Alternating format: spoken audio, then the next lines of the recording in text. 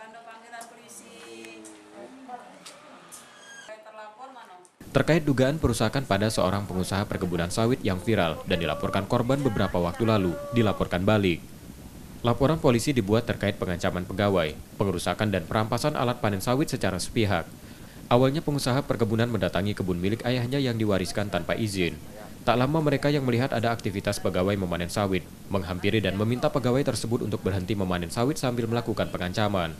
Tak hanya mengancam, dirut tersebut juga melakukan perampasan alat panen tanpa izin. Pelapor yang mendapat kabar dari pegawai kemudian mengejar rombongan tersebut. Saat kejar-kejaran berlangsung, mobil yang dikendarai diduga sengaja berhenti mendadak hingga tertabrak. Sebelum adik saya di TKP kedua, dari awal, yang awal katanya menghadang dua itu kan, nah saya yang pertama, saya cegat karena saya melihat mobil yang tidak pernah masuk lokasi. Ya, selama 4 bulan ditinggalkan bapak, kami adik-beradik selalu berembuk. Kuasa hukum pelapor mengatakan tuduhan yang dibuat berlebihan dan tak mendasar.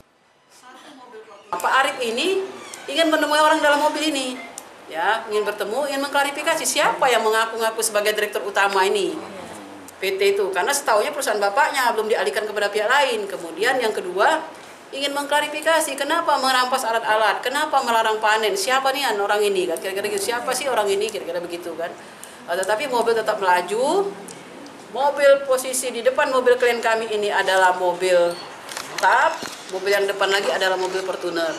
Tiba-tiba mobil TAP ini menyalip ke depan, mobil Fortuner melambat, disitulah terjadi kecelakaan tadi. Ya, mobil klien kami pun mengalami ringsek, radiatornya pecah, nggak bisa jalan pada waktu itu. Mobil itu tetap melaju kencang. Mereka akan mengawal kasus ini agar peristiwa yang terjadi menjadi jelas. Yudi Kiswanto, Kompas TV, Palembang, Sumatera Selatan.